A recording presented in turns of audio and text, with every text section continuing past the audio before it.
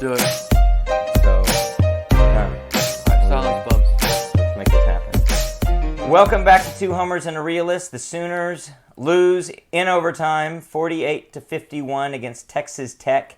Once again, the feeling is pathetic. Let us just start this out with saying there is an explicit warning for this pod. There will probably be some expletives. I'm Steve. I'm Connor. Lucas. Jay. And we're pissed. We're pissed, just like we have been so many times this season. Going into today, I really felt pretty good. I liked how the game was going the day was going in terms of other teams, and it was just a fun day of football. I honestly didn't have a lot of high expectations. I did feel like we were going to win the football game, and I don't think I was okay with the idea of a loss, but it was one of those, it's not that important of a game, it's not that important of a season, and then they get into the game, and we sure enough tear my heart out because I want them to win. I definitely always want them to win, but they show that they can win, and then they turn around and show that they can lose. This was definitely one of those opportunities where you just steal defeat from the jaws of victory. And just beside myself with how many times we're seeing that happen this season. And my frustration is that I'm seeing problems that I think are beyond just what we can correct with recruiting and player development and other things. So let's get into that and all of the details of this game and talk about just how frustrated we are. I'll start it off with something. We're up 24-6 with 6:25 to go in the second quarter. We have over an 80% chance of winning this game according to the analytics on ESPN. There's no reason this game should have been turned the way it did, and it started to turn right then by the way that we let them come down the field and score, and then by the way that we started to play offense in a way that gave them extra possessions and extra opportunities. We have these just inexcusable shells that we go into as an offense. And between the play calling, the designs of the plays, going to the short side of the field, when it's just the numbers aren't there to go that direction and it makes no sense. The inability to, even after last week and all the criticism locally from fans, media, everybody about clock management. And they're admitting that there's a problem. Yeah, we still had no clue. We did not do any better at all, as if it was never even mentioned, brought up, thought of, planned for, tried to be executed. Nothing. It shows me that I don't think Jeff Lebby in particular understands the nature of the clock management, because I could see him thinking, well, it had nothing to do with that. This wasn't the fourth quarter. No, dum-dum. This was a critical time at the end of the second quarter where you can prevent them from getting an extra possession, but you play right into their hands with your hurry-up. And then also on that drive was, I know of the one specifically later in the game we're going to criticize, but wasn't in that case there was a reason to sit back and let the refs look and maybe get a second look? There were two plays that were questionable, maybe first downs. Yeah. We hurry up and eliminate go so that fast possibility. and eliminate the booth, even calling down to say, hey, we need to look at this. We're too dumb. We're too dumb to know that. And ran a stupid play that just ran into the teeth of the defense. So when you're looking at this hurry-up offense, we're hurrying up and making our running back, who is already winded, has got tired legs, repeatedly run into the line, a group of linemen who are obviously not keeping up, and they're struggling as well. Yeah. So none of this philosophically is working when the rubber meets the road. Yeah, there are plays where our offensive linemen are getting up off the ground, barely getting into their stance, and then they're supposed to explode off the ball for the next run play. It's not going to happen. It's ridiculous. And it doesn't happen. It does not happen. It has not happened. There was a 4th and inches in the third quarter where we jump up to snap the ball immediately, and the offensive line looks like they're pass blocking because they're so worn out they can't fire forward. Right. And then they just hand the ball off and goes right into the line. Yeah, the hurry-up came with about 10 minutes to go, and we allowed 2 more Texas Tech possessions that resulted in 10 points. Now, at the very least, and one of those was there was a turnover with an interception that we gave them a short yardage situation. That is inexcusable because you don't have to allow 2 scores. You can allow 1 potentially. I understand 1 might happen, especially turnovers can happen. we can debate the play call and the execution and all that. Yeah, all of that actually is easily criticizable. But on top of all that, we give them extra time to execute. And they almost had enough time to run a play so that they could try and get another touchdown where they had to settle for a field goal. We kind of got lucky that it wasn't a touchdown right there at the end of the half. So that was very frustrating. The other one that I think you're thinking of, Jay, third quarter, it's 4th and 1. We run the hurry up. Gray is obviously tired. The O-line is tired. I think that's the one, Lucas, where you say they're pass blocking. Looks like the pass blocking. And it's a bad play call to begin with. It just is a hurry up, weird scramble that is ill-designed and doesn't result in anything. It was a negative yardage play. No, I guess they barely got stopped about a yard short, but still. There's so many critical plays where take your time, make the right call. You're not catching anybody off Be sure of what you're going to call because you have to pick this up. It's been all season we've done it. Yeah. We've complained about it all season. Mm-hmm. And it's not just the fitness of the offensive line. It's the fact that you think you're hurrying up and you're going to catch the defense out of position, and everybody is practicing it against that, and it's never worked. And there's no like rhyme or reason to the hurry up. It's not when we get a first down. It's not when we got hurried up on us. The Texas Tech offense ran hurry up against us tonight and repeatedly did catch us off guard. They were putting us in a position where we were out of sorts and looking to the sidelines and not getting lined up properly. They were executing it in a way that was advantageous to them. We execute it just like, well, this is what we're supposed to do, and we don't really know when and how you're supposed to do it. All I know is you're supposed to snap the ball really fast.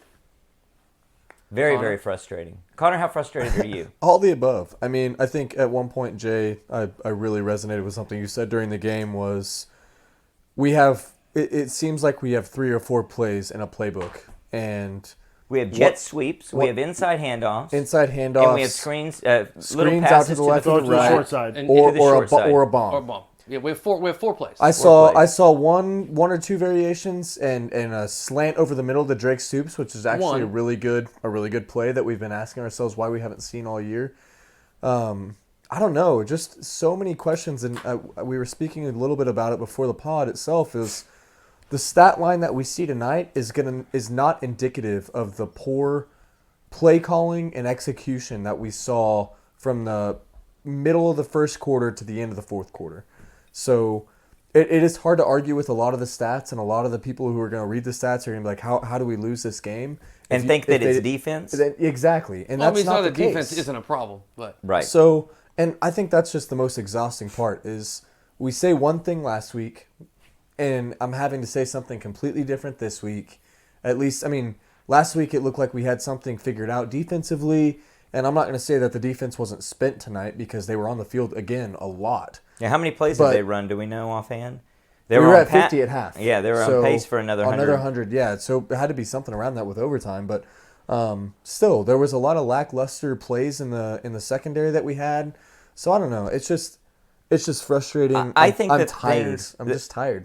I'm tired too. I'm glad the season's over from that standpoint, but I'm worried about what comes next. We did have breakdowns in defense, poor plays in defense, but honestly, when they're out there that much, I think they're keeping you competitive. They're out there more than they should be or have to be, and more often than they have to be because of what your offense is doing. And it's multiple ways the offense is screwing up. I think there's a good chance it is 60% on the linebackers. Our linebacker play, the D-line's disruptive. The linebackers are missing tackles, not making tackles. Too slow. Terrible Can't angles. get to the edges. It's just, it almost could be 60% linebacker play. I don't know why we can't play other players, because it can't be worse. It really can't be worse. Right. Aguebu, just to call somebody out, the guy looks too slow for his position. Any position. You're asking him to do too much. It's just not going to happen. And how you get this point in the season and you haven't developed someone, which is a larger criticism of this entire team on both sides of the ball, the lack of player development. But you look at that position and that player, in the inability to have someone who can back him up, that's a great point. And what's crazy, too, when you're a player, you have to know your own limits, right? So that's how you adjust your angles for stuff. And they have not figured that out. I think Aguebu thinks he's the fastest guy on the football field. There's multiple guys at the like angles that, that he though. takes. There's we've seen Justin Broyles do the same thing multiple times, where he takes a straight shot at someone and, oh my God, I'm burned, and tries to make a 90-degree cut, and he's blown away. So it boils down to a lot of this, which I really, really, really hope this is the case, and that's what I'm going to ride on in the offseason, is getting the past regime players out, and hopefully that this new coaching takes effect, because what we're seeing on the field and the lack of depth that we, A, refuse to address with the players that we have on the bench, and B, is a poor product on the field with the players that are the number ones. I just don't understand it. So it's Aguebu, it's things like that. It's Broyles. The lack of just overall awareness and then speed on top of that is, you have to worry killing about us. You have to worry about what freshmen have been alienated that are even going to come back. You absolutely have to worry about that. You've got players like Gibson that just cannot get on the field. You've got Kanik, Robert Spears-Jennings. Yeah, you've got McKenzie at linebacker. You got Kip Lewis. He's a little guy at 220 pounds, but he is fast and he will hit you. Yep. And he will not get beat to the edge. Kanik might overrun the play, but he will not get beat to the edge, and he will force you to cut back into the teeth of your defense. It's football 101 to not lose outside contain, and that is all we do constantly. It's very, very frustrating. It's funny how we go back and forth between very legitimate gripes and things we're mad about on both sides of the ball. And it's the thing that bugs me the most is how it's the same damn thing every week. And we don't seem to be able to get better at it. And we don't seem to have an answer for it. My only hope would be that they've got this long-term vision of where we're going to get to, and they think, and maybe they're right, maybe they're wrong, this is how you have to get there. But as we've had our doubts this entire year, I continue to have my doubts that that's actually necessary. And that I don't understand who they've played and where they've gotten, because they're senior players, and I don't mean technically seniors, but they're the older players you're either going to not have another shot with, or that are not probably your future anyway. So why are you focusing so much time on them? I guess they could say, well, we were barely 6-6 and we could have been a lot closer. We just happened to be really bad. But honestly, I don't see how we would have been that much better or worse of a football team this year, but I see how we could be a lot better of a football team next year if these guys would have gotten in more often than they did, the young guys. As a parent, I would be furious. Well, and we talked about it a few pods ago. And worried. Or a couple pods ago, we were talking about it before the game and so forth with players being out, is, if we get bowl eligible against Oklahoma State, which we did, do we see Brent Venables kind of send it in and say, hey, let's start building that foundation that we talked about with these young guys, because, hey, we've reached our goal. We got the 15 extra practices. Let's start putting these young guys in, getting them the experience that they're going to need, not only the rest of this year, but going into next year, into camp and everything else. And we didn't see any of that today. And there's no hope. I have no hope that they're going to do that for the bowl game. I have no hope either. None at all. None whatsoever. No, I think they will try to be very conventional. And they will try to just do everything they've done up to this point. I think they're going to let more guys in there. Aguebu play. They're going to let Broyles play. Exactly. That's the conventional They're going to send them off with a pat on the back and say it doesn't matter what you did. Now, we don't know what the practice regime will be like, so I guess they could practice at a very different pace, but then those guys still get in and get most of the snaps, although I don't understand why that would be. You don't have to do that. You can be nice to these guys and let them be starters and then take them off the field. Just tell them to opt out. Mix it up a lot. Tell them if you got. Tell them what it is. Hey, Deshaun, you're going to the NFL. Just rotate them in and rotate them out. Yeah, at least 50-50 or 60-40 at something. Right. Well, let's focus a little bit on this game, because I think it's a good microcosm for the season and for things that we've seen. One thing that I think will rile you up, Lucas, is snaps. Tell us about snaps. The hikes of the football. They're not going well, are they? They had all week to fix how bad it was in Bedlam with the snaps low and to the right. For a left-handed quarterback, it's a horrible place to snap it. And today it threw us off the tempo of each play over and over. It just seems like that's something you could figure out in a week on how to snap a football. Yeah, I think that's the worrisome. It's not the first time he's played center. Yeah. I mean, Rain was your starting center for the majority of the season, but Condro got this. He started games last season. Mm-hmm. It's Well, baffling. he takes plenty of snaps even as a backup all through. It's season. baffling. And so I'm not mad at the player as much as I'm mad at the lack of. I mean, maybe it's just the player. We don't know. Maybe it's just the player, and I'm disappointed with him if that's the case. But I'm actually worried and mad that it's the coaching and inattention to that detail, which is an important detail. And you'd think they'd know that because they've harped on details, at least defensively. Back to the Stutzman and am I off by a foot, am I off by an inch stuff. So you'd think that's going to translate offensively too, and they're going to identify a problem like that and work on it and be able to correct it. The fact that they didn't, we only get little glimpses into what they do. And we see these repeated problems, it's got to be a worrisome sign. We don't have anything else to go on. We don't know the details. I guess if they were in a meeting with us and trying to answer to us, they could tell us, well, here's actually the explanation for that. But short of an explanation that's really good, it just looks like a really worrisome thing they haven't been able to correct, which is an easily correctable thing, but an important thing. Well, here's 3 things that really piss me off.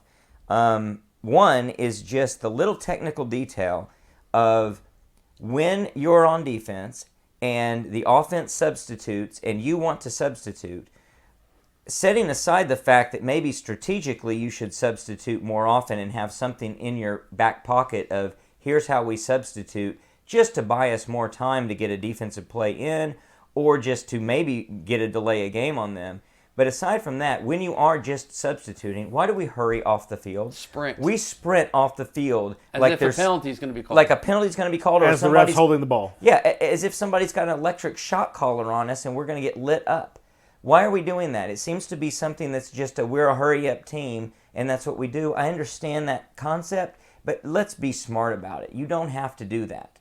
And it seems to be an inattention to detail.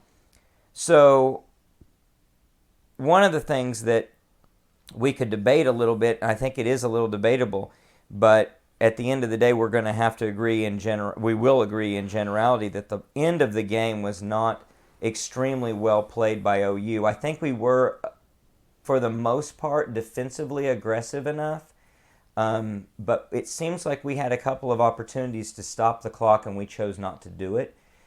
I think, Lucas, you wanted us to stop the clock with about 1:20 or something to go. Yeah, call a timeout. I could see the point. My argument was, well, it's 3rd down. If they get the 1st down, you're giving them lots of time for another series of downs. But when we have them stopped apparently on a 4th and 1 and there's 44 roughly seconds to go, you should be thinking about stopping the clock right there. That's plenty of time to move the football down the field and kick a field goal. Especially because it's 4th and 1 and you make them kick the field goal with enough time for you to get the ball back. Instead, we opted to let them run the clock all the way down and out, and with what was a really weird deal because we all thought he got the 1st down. We didn't know how in the world these biased refs gave Texas Tech or gave us the call and let it stand up that they didn't get the 1st down, but still. They let the clock run down since it's 4th and 1 and kick the game-tying field goal. But before that, so let's talk about this, and there'll be some opinions here. I chalk this up to the new head coach and doing something that he thinks he should do as a checkbox to say this is how I should be coaching and this is what people do. They come out for the game-winning field goal initially. They kick through the ball. The kick is blocked. And come to find out, we've called a timeout. So we can all argue. I don't know.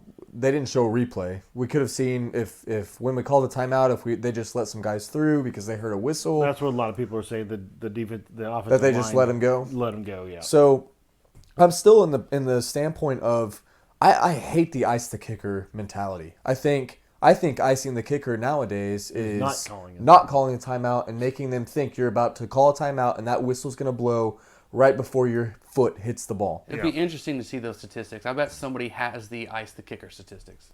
So, well, my question then would be, do you have a philosophy on it and have you looked at those analytics?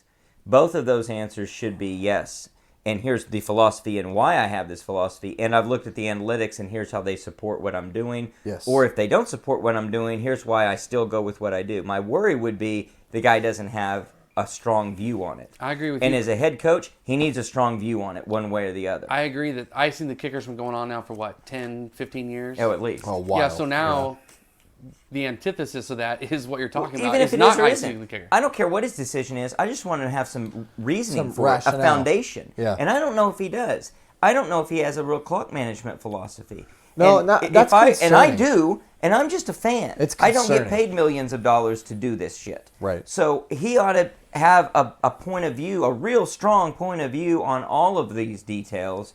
And I'm worried that Brent Venables doesn't, or that Jeff Levy and Roof and the whole gang doesn't really have a coherent strategy here. We're just seeing time and again where they're doing stuff that looks like they're just sort of either winging it or they're just falling back on what they've seen before in other situations. I don't want the guy to earn his stripes as a head coach and look back in 15 years and say, well, he finally figured it all out. He's been around the game too long. He should have this stuff figured out and have a point of view. My exact thought as well. Even if it's not always perfect, he should have a point of view and say, this is why I believe what I believe and how I do what I do. And I don't know if that's really the case. And one of the last thing I wanted to bring up, which I think relates to that, is why in the fuck, and there we get our fuck in, is Bevel in on the Wildcat after Gabriel goes down with after the Philly special that he gets dinged, he had to come out of the game.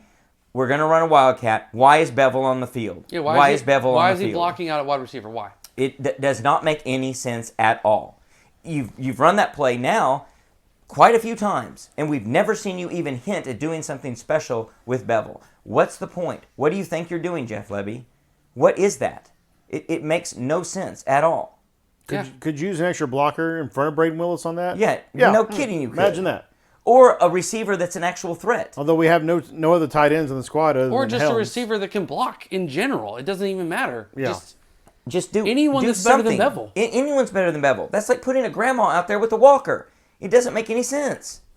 There's nothing you're going to do. They know you're not going to throw the ball to him. They know he's not going to back up 4 yards and you're going to throw the ball to him.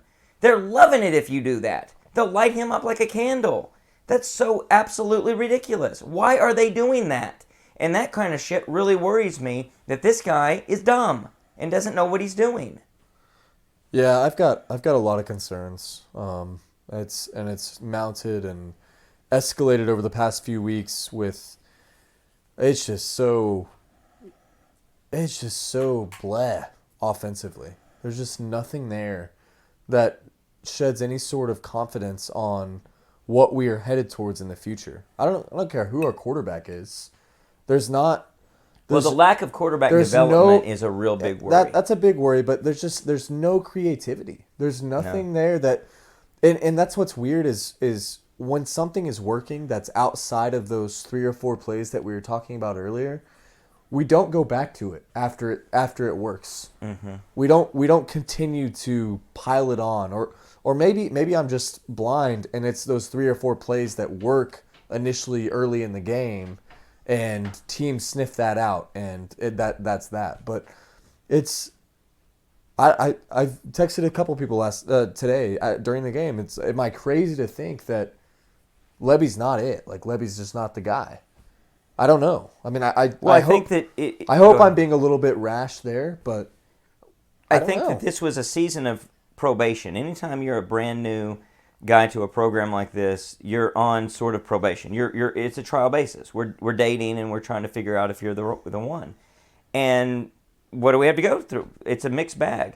One of the things I'm going to propose that we do in the coming week before the bowl game or at some point is go through a balance sheet for the team and talk about assets and liabilities. I started hashing one out the other day, and my asset list is pretty short. And my liabilities list got real long real fast. In fact, the part about coaching and coordinators got really long. And to the point I thought, well, am I being unfair? But I don't know. We'll see. But I got a lot of concerns. We all watch a bunch of football and have for many, many, many years. So I'm not saying we know what we're looking at, but we know enough at what we're looking at. And we all text each other throughout the day. And we say, hey, did you see this play? Look what he did here.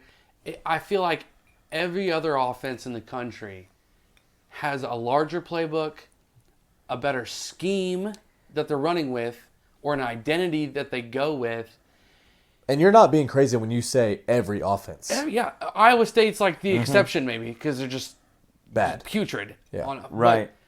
And keep in mind, as much as you watch these teams, you're only seeing a glimpse of them, and you see every down we play. Yeah. And so when you're saying that you see more creativity out of them, that's really saying something because you've seen the entire thing that we put out there versus just a snippet of what they put out there. I don't think you're crazy. I've never been. I think you're crazy, but for different reasons. I've never been one to say that to not give a coach enough time.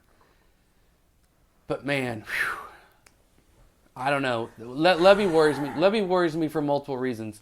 One, everything we've discussed. Two, I don't know that the confidence is there moving forward to get portal players and high school recruits. And that's what worries me the most.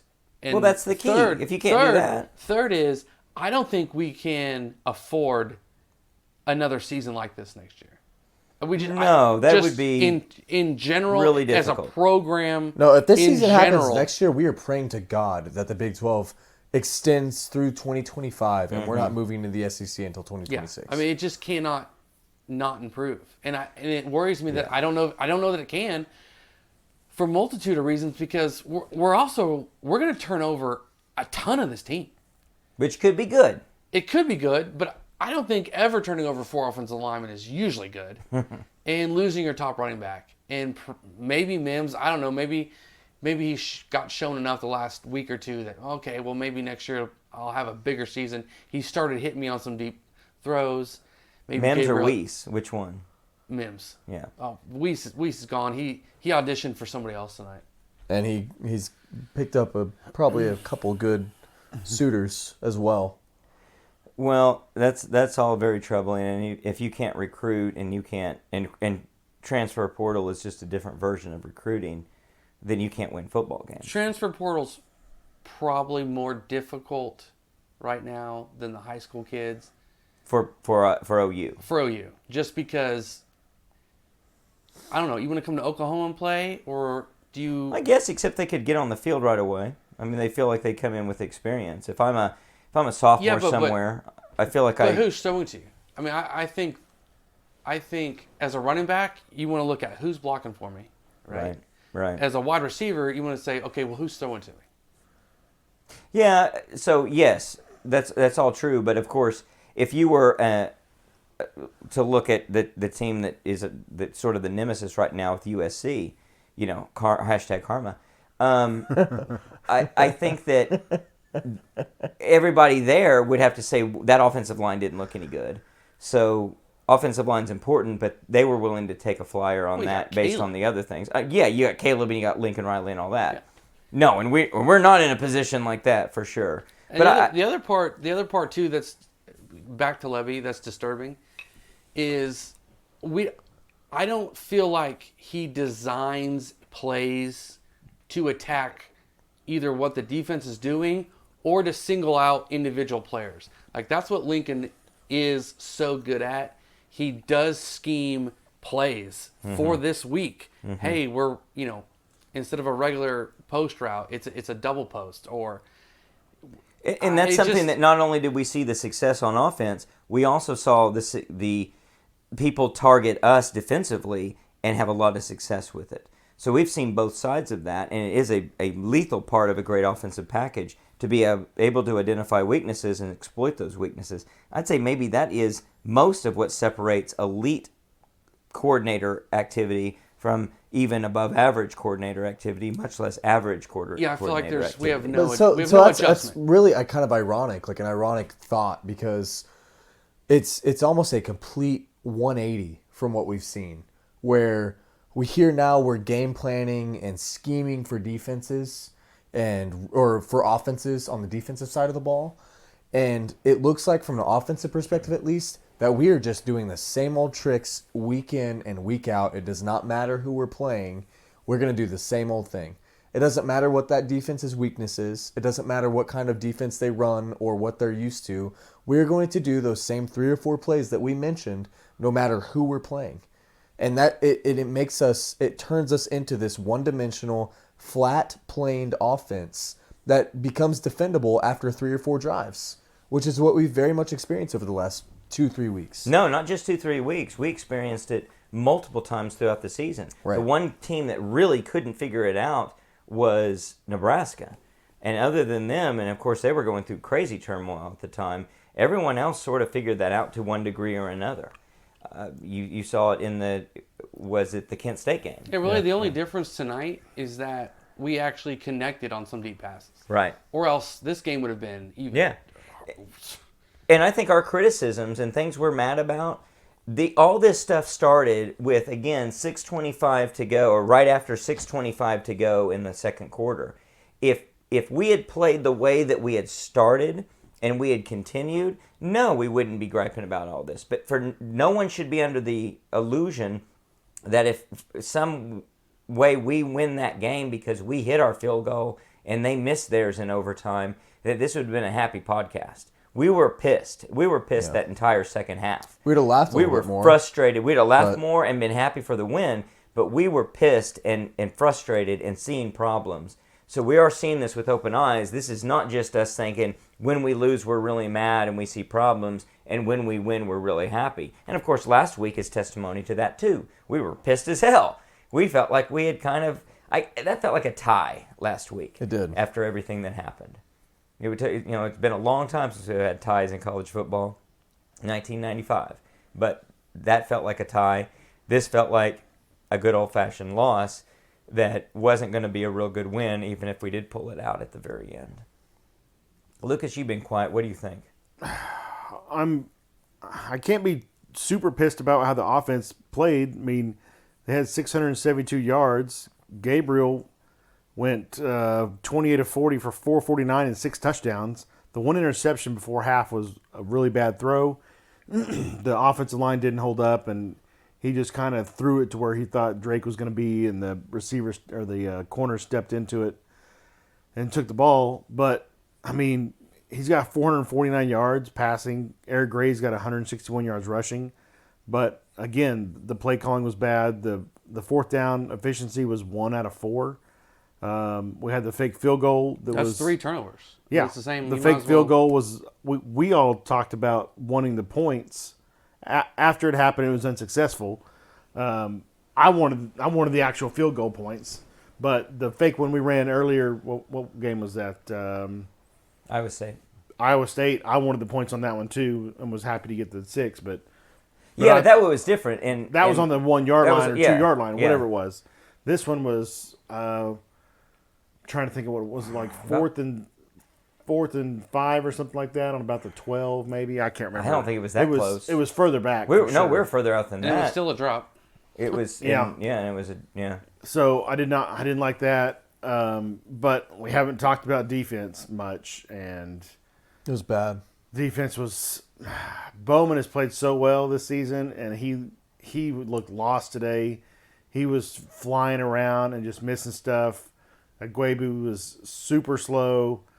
They didn't set the edge at all.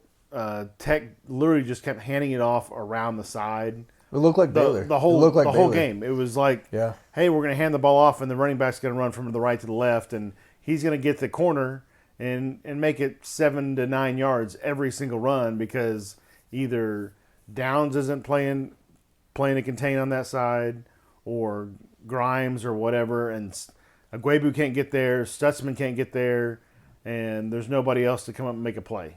I mean, this it was tall, ridiculous. lanky quarterback was outrunning our linebackers to the sideline. That should never happen at OU. Mm-hmm. It's completely unacceptable to have a non-dual threat quarterback. This isn't Robert Griffin or Vince Young beating you to the edge. Okay, I get that. It's That's not even fine. somebody half as good. Remotely No, close. it's just It really speaks to being out of place, not having an identity, not knowing what you're doing, not being in the right place at the right And time. I think the play that probably speaks the loudest to that is the touchdown that Tech had right before halftime, where they bring in they run a different formation, they send their starting quarterback out wide and bring the backup quarterback in as the guy they're snapping it to. Snap the ball. Deshaun White is in perfect position. a free run. free run straight at the quarterback, freezes his feet. I don't know what the hell he's looking at because the quarterback isn't even fake handoff. It's not even a fake handoff. He brings it back to his shoulder as a fake throw. Deshaun White freezes, It was like he got and the dude thought breaks that in. he's supposed to be looking either he didn't see the ball and thought that the running back had it for a split second, or thinks he's supposed to be pursuing the running back. But it's all it took for that quarterback to just be absolutely given a gift. And Exactly. again, he misses to the inside, which gives the quarterback to run freely to the outside off the walk in tackle. the end zone. If he had missed at least to the left, maybe the There's a quarterback chance, yeah. doesn't cut it outside and has to go somewhere else. No, it would have been It's much just more another difficult. loss of the contain Yeah. on a free shot on a Well, quarterback. actually, if he keeps the contain, he 100% stops the play. Because that quarterback had one chance, and that was to go outside. That was it. That was the only place he could have Yeah. gone on that. Yeah. He actually juked that way. He made the move that way. It was just such a poor decision. But that's what's so frustrating is we've talked these guys up as these general progressions throughout the last few games or couple games maybe, but it's like just a complete tale of two teams type of thing. Like we looked so slow. We looked It's so like slow. so many have said too. When something starts to go wrong, this team just snowballs. It is over. I mean, as soon as Eddie there's a says bust, that. Well, we all said it. We all said it too. It's like they have us on our heels. Like it's Yeah. and then it's like we can't Everything starts to recuperate fall from apart. Yeah. it. Even if the offense does go out and do their job and go down the field and score, the defense hasn't resettled. Okay, calm down. Let's go back Well, out. it's and do truly a what we game do. of inches, like they say, and those little things matter. They compound. You mean like when the other team kicks off to you and you call a fair catch? And you What let it in the bounce? hell was that exactly? Twice in a Twice in a row. row. And then, not to mention, they're in the fourth quarter? Yeah. When they kick it, and We have two guys calling and fair catch, Freeman's- and they both are Freeman's trying to running over catch the Fruit ball. and almost knocked him over, which would have gave us the ball on like the 2-yard line or something stupid. Well, we If let they the ball collide- hit the ground. Farouk lets the ball hit the ground back in that earlier in the game. Yeah. On that fair catch in the third quarter, I believe it was. Maybe it was the fourth. Just ridiculous. You don't let the ball hit the ground. So then, instead of starting at the 25, and then the next time the starting next at time the 12. they call fair catch, he muffs it and it hits the ground and he takes a knee. Yeah. You can still advance that. It just so stupid. that was that Freeman? yes. Yeah. that play? Yeah, it's Yeah. Freeman. Yes. I mean, we talk about little things, but they compound ridiculously when it's 10 to 15 little things every single game, and you're losing. You know, Baylor was, 3 points? This game, 3 points. West Virginia, 3 points. It's over and over. Literally, we lost 4 games by a total of 16 points. Even if 2 of those go the other way, we feel a little bit better about a 8-4 season as opposed to a 6-6. There was something But tonight too. Here we are. It was a 4th and 7. I've never seen a DB jump off sides and run straight into the wide receiver. Yeah, And it goes to 4th and 2, and they picked that play up. Yeah. That was really a critical one among many. Well, look back at Nebraska last year. Lost a lot of very close games, themselves a lot of one-point games. I don't want to be in that boat, and I hope that we're not in that boat. I hope that's not what we're facing here. I hope we can find a way to get through what we're doing and build on a more successful future, but all that's worrisome. I mean, last year when we were 9-0, we were talking about we could have very easily lost to Tulane. We could have very easily lost to Nebraska, Kansas. West Virginia. Kansas State, with the West Virginia snap over the head. I mean, literally, there's 5 games I just named out of those first 9 that we could have lost last year, and we ended up pulling it out. And this year was the complete opposite. It was We like lost every time We just lost them. Every I mean, time you're in the opportunity to win something close, you just blow it. Yeah, Yeah, I don't which want to could call go these either way. young men losers. I'm not calling them losers as people. But or they don't know how to players. win. They don't know how to win. They do not know how to close these games out. They don't know how to do the little things it takes to win these tight matchups. Some of Yeah. that's coaching. It's not just the players. Oh, it's a lot of coaching. Yeah, but also it's just the breaks of how things go. I don't think we're that different of a team than what we've been in the last few years. I think we're actually one quarterback away from being a lot different. And as good as Gabriel has been in many situations, he's just not the quarterback that we're up to, the standard that we're up to.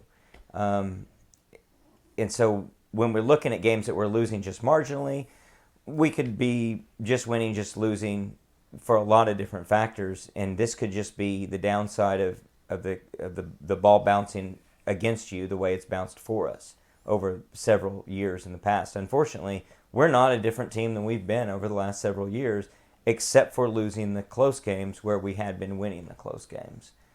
I want us to overcome that and change. And you're right, it comes down to quarterback.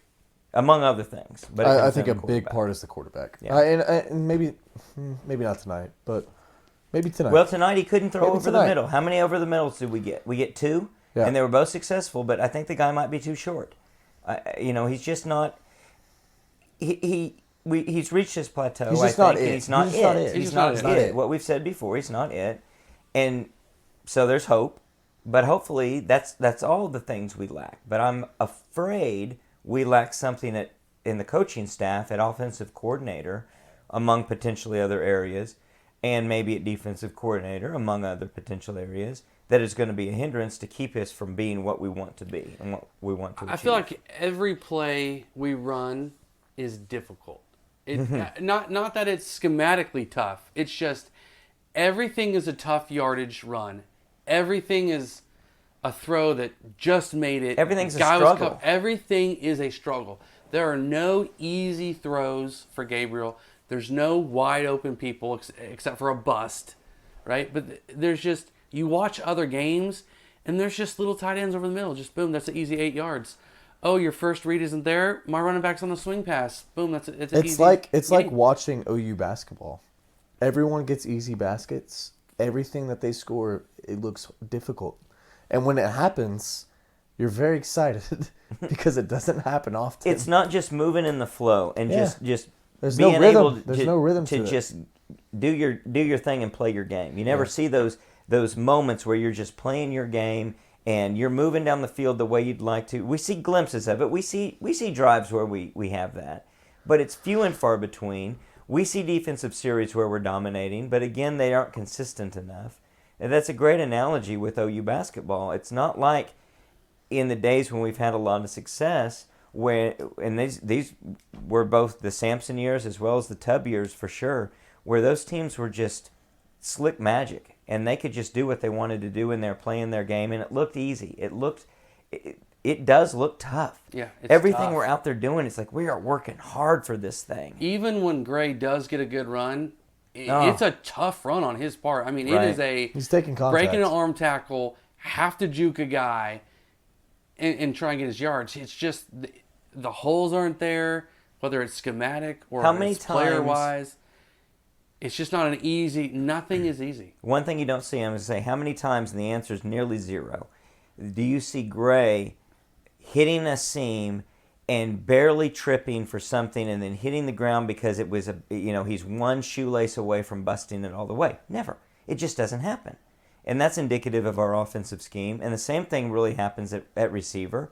We don't see receivers that are just one step away after a catch. We see these things where we're struggling to catch the ball and get the yardage we need to get to advance the football. And that's just something repeatedly that's a great point. It's just frustrating, and it's indicative of the fact that our offense is not what we want it to be, and it needs to be if we're going to compete at championship levels. And like 2 weeks ago against West Virginia, we were running the ball so well, and yet it doesn't open up anything for us. So that has to be play design or scheme or just... Or you're signaling. Do or they the just know knack- what you're doing? Or the knack of play calling, maybe, if you want Yeah. to boil down to that. But even tonight, what did Gray run for? 160-something yards, right?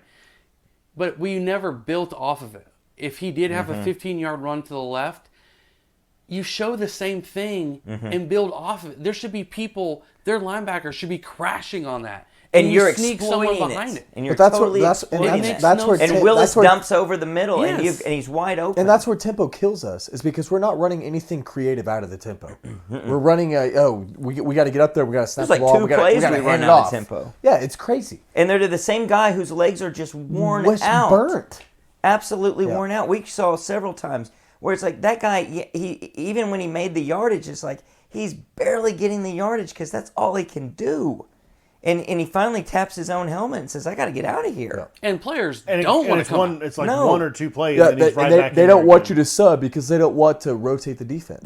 A player is never going to recognize he's too tired before a coach should recognize that he's too tired.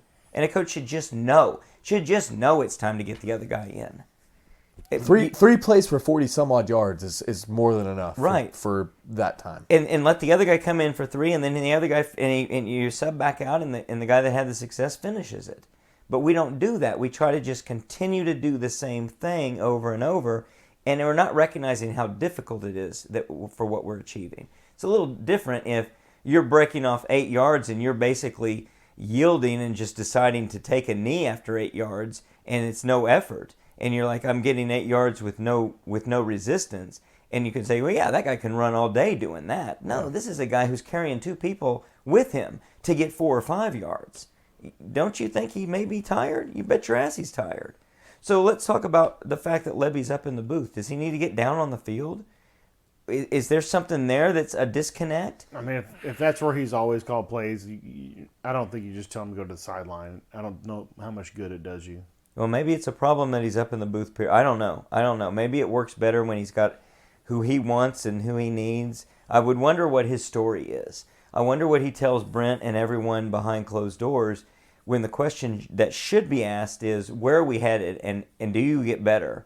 And if I got my guys and we got everybody that I truly want and it's not this crew, we're going to have a lot more success.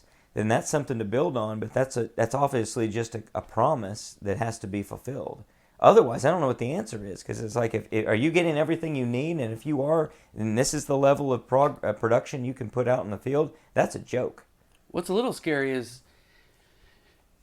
your scheme should be able to have multiple players come in and still run it.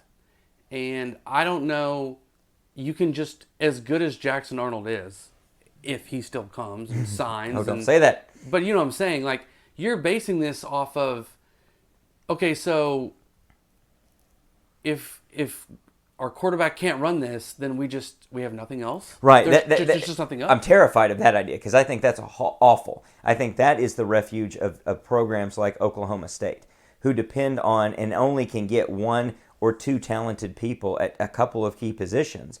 I want a Bill Belichick system where it doesn't matter who we plug in there. We're going to succeed. Now, obviously, you have some key people, and with his history, you had a Tom Brady. Well, you shouldn't just be shut down and stagnant. Exactly. And they had success when Brady was injured that year, and they definitely had success a year after year after year by just putting new players in, and running back, a receiver into the system.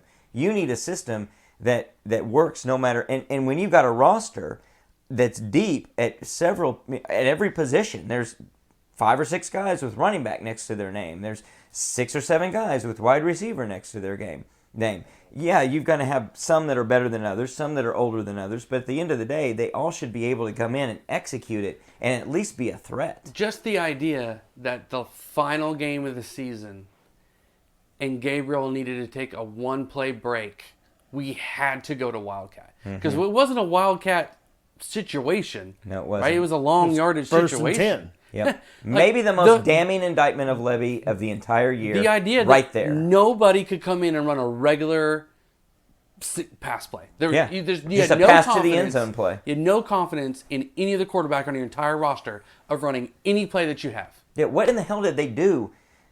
How are you at this point that you don't have anybody that you would put in at quarterback? And it was Bevel that suited up. It just... we go straight to the Wildcat with him spread out wide. Yeah. On a 1st and 10. It's like, from the 18. It's like he says, you know what your role is, bitch. Get out there, run all the way to the other edge of the field, and we're going to run the Wildcat. What in the hell makes you think that's successful? How many teams have we played just this season, but definitely over the years for OU? We take their quarterback out. The next guy comes in. He might be a different quarterback. And they change their whole offensive game plan. And they make it work. And we're scrambling around like West Virginia? Crap. Exactly. Yeah. Yeah. We've got a few updates coming from the post-game press conference.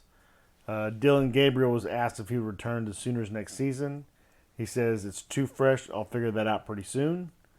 You've got C.J. Colden, Marvin Mims, and Braden Willis all said they intend to play in the bowl game. Braden emphatically said, "I'll be there." And Not surprising with Willis. Eli's reporting he's got a boot on his left foot, and he said Who? Willis? Willis has a boot on his left foot, and that he sustained it pregame, but wasn't going to let it keep him off the field tonight. Wow. He scored two touchdowns. He looked amazing. He is the man, yet again. Should have been the Soul Donkey Award winner. 80 more players like him. Yeah, absolutely we do. If we had 30 Braden Willises, we don't have maybe one loss this season. That's true. It's very true. And in more ways than one. And you're not talking about someone who is a Kyler Murray in terms of talent. Braden Willis is a good athlete and a very, very good player, but it's his heart and his brains that you're talking about above all of the rest of that stuff. So, man, just so much to be frustrated with and concerned. We enter the sort of, I guess, the postseason here with lots of trepidation. We're going to enter the off season with trepidation and worry.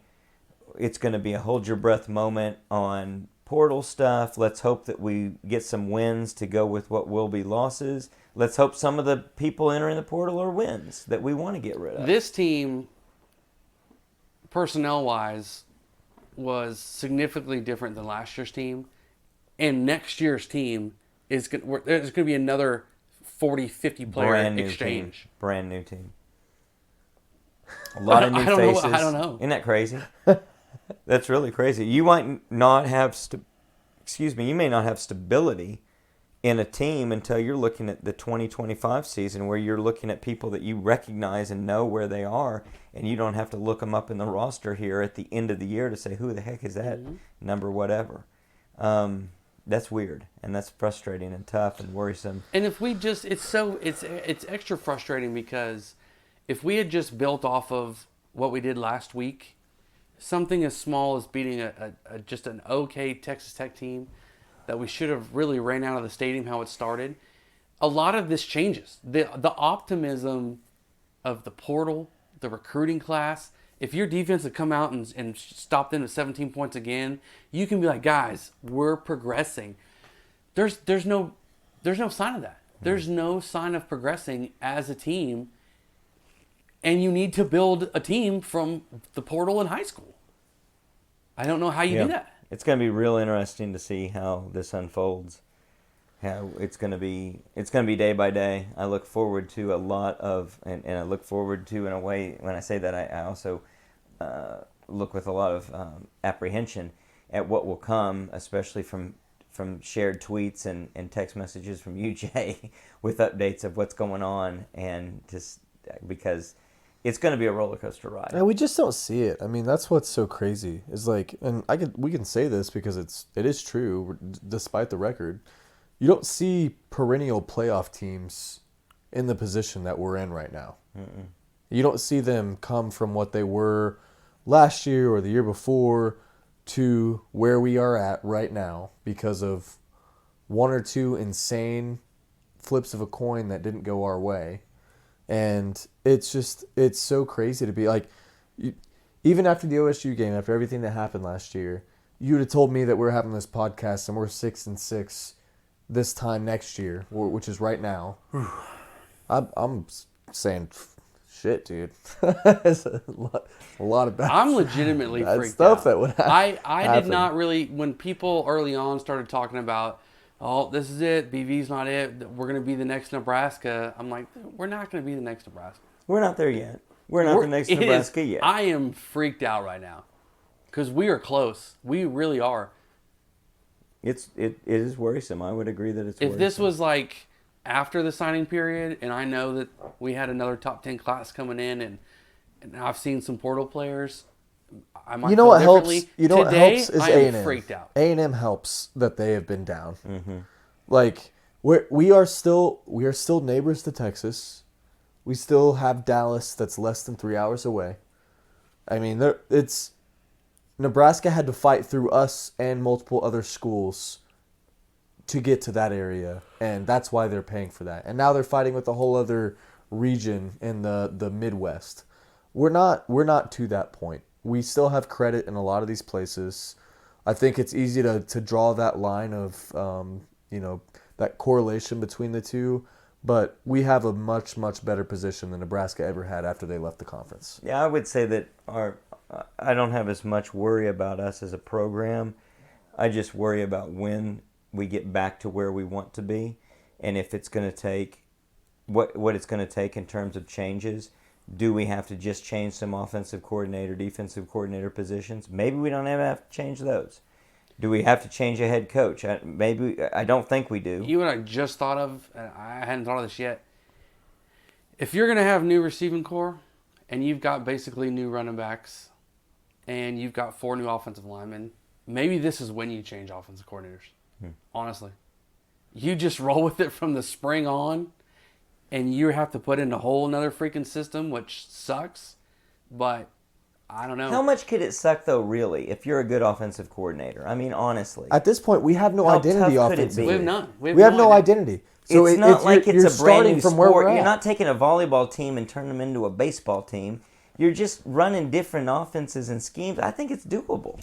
I think all that's doable. If the guy is the right guy and he's talented at what he does, I think he can come in with the new players and implement it, or the old players. I think what the defense faced was more difficult because you're talking about players that had been in the system and unlearned football and unlearned their position. Yes. We're not talking about people that have unlearned offense. We're talking about getting people and just putting them into what for us will be a new system potentially. I really do. I think it's doable. You potentially have 4 new offensive linemen. You have a new starting running back. You might have a new quarterback. You might have a couple of new wide receivers. This is the time. Will it happen? We'll come back to this again and again, I'm sure, over the next few weeks, including turning it to, if it doesn't happen, should it have happened? But do you think it will happen? And give me a chances on it. I'll say it won't. I'll say it's very low chances. I'll say there's a 25% chance that Levy is not retained. I'll say there's a 35% chance that Ted Roof is not retained. And I've got moderate confidence in both of those. I'd say 33% on Roof, and I'm probably about 25% Levy. So very similar. Exiting, yeah. If you could tell me that Jackson Arnold was coming regardless, I say you pull the trigger. I'm not saying you should or shouldn't. That's a totally different question. And I probably would agree with that too. It depends on who you could get and all of that. I'm saying, do you think it'll happen? I feel like an idiot, honestly. I had very high hopes for Levy from the systems that he came through, that he would have his own identity and have picked up enough from Heupel and Kiffin and Bryles to have his own lethal offense. Like a strategy, a philosophy. But you know what's funny is he would get fired after this year and go somewhere and just it would be that. It would be that.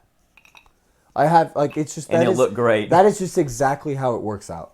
Truly, that's how it worked out with Heupel. It's just crazy. I don't know. Well, I think Heupel learned some stuff between what did. happened here and what happened elsewhere, and the jury's still out on where he lands and everyone else. But give me a chance. Give me your probability of replacing either one of them. It's low. Similar to what we're saying, 25, 33, more likely Roof than Levy. My hope, I have changed. I'm fully off the Levy train. I'm not gonna lie. I did not see anything from game 1 to the end of the season to tell me that he has what it takes at OU. So really same probability probably. So what do you say, Lucas? Probability of replacement. I mean, I think it's 10% that either one of them leave. So wow. you think it's really low? Yeah. Obviously. I think that's fair. And I think that I agree with what you're saying about off the Levy train. I'd have to say that I've moved from benefit of the doubt to and sort of what has to be agnostic to I am, in my mind, they're both on probation. And if Mid-season Brent firings decides, are out of the question next year. Mid-season firings aren't out of the question. Right, not out of the next year. question, or a replacement right now. And so, while I find it unlikely, I could see them saying no. I know, Brent comes in and says no. I know more obviously than what you guys know. I've been exposed to enough, and I know they're not the guys that I want. My worry is that even if a better quarterback walked through the door today than what we have, the offense would only be better because of the player and not because the player was put into positions to succeed. We'd still be running the same stupid plays. It would be individual effort and skill and talent alone, which you need that, obviously, right? But you can't you just have rely to have on that. help. You have to have help from that. We would still be throwing 4 plays. a flat into the flat there on the short side of the field. Something that just doesn't make sense that it would ever work. I mean, it might work against the most rinky-dink opponent you're going to play. I mean, the only time it really worked was the Braden Willis touchdown. There when they just threw like little flare to him. And he had to break 3 tackles. And he broke 3 tackles. Which it was like 8 yards or something. Can't be what you're threw it to him on banking the on. short side. Yeah. I'm going to have a guy break 3 Yeah. I know. tackles. It's crazy. There's nothing easy. There's no Even touchdown catches. Well, I mean, the Mims bomb was easy. The corner like went over to cover Stoops or something, and he was wide open. Well, this is a complete bust. But yeah, that's not. But play every other design. touchdown is like a contested. Yeah. Our guy made a play. Touchdown. Well, I'd love to go back if I had the time and resources and examine Dylan Gabriel under Lebby at UCF and examine other times with Lebby as offensive coordinator and see what he's doing and see if this is just absolutely par for the course. I will say the only caveat for Lebby is that what's his face last year from Ole Miss, the quarterback ran the ball a lot. Yeah, Matt Corral. He ran it a ton. So Lebby could be very handcuffed in needing a mobile quarterback. Could That's be scary. And Jackson Arnold is mobile. He is very mobile. Well, what? And you're saying he's handicapped because Dylan just isn't that guy. Right. Although Dylan had a lot of success with Lebby at UCF. Yeah, but I don't know. Maybe. But that's against lesser competition, obviously. Exactly. And But I don't think I feel like you should be developing other quarterbacks. Yeah, I don't think it's times going to did put you Matt over the Corral- top to win you a national championship. Yeah. How many times did Matt Corral run last year? I mean, he had 800-900 yards rushing. It was a lot. And it was not in just specific situations. Physical runs for not being a big physical guy. Right. Oh, maybe so. And that's another potential limitation. I mean, that's fine if you've got your prototypical guy and that's the guy that's going to execute your offense. And if you get that guy, it works. That's fine. I mean, I guess if you're predicated, if you can't come off from the fact that we need to change things because I don't have that guy, I think he's trying to do that. He's just not good at it. I don't know. You have to. It's going to be a long offseason. It's going to be a real long off season. It's going to be a very interesting period of preparation for the bowl with a lot of noise and a lot of other things going on, potential distractions. Obviously, a lot going on with the portal and a lot going on with recruiting. We've got a signing period. I think it's the 21st, is it? 21st. So we'll be leading up to that and seeing it. We'll probably get a ball game will be short after. Yeah. Or just before. And so we'll come back and we'll be here to preview the bowl game and maybe have a midweek pod in between those two, and then obviously a post game for that. Anything else to conclude with this really frustrating end of the season situation? Bring on the offseason. I'm sorry I predicted us losing by 3 in overtime in the previous pod. That's My bad. definitely You your jinxed us. My bad. It was basically your fault. Yeah. And the fact that you would bring that up just demonstrates everything we should be mad at. Well, we'll keep the faith, and until next time, Boomer. Sooner.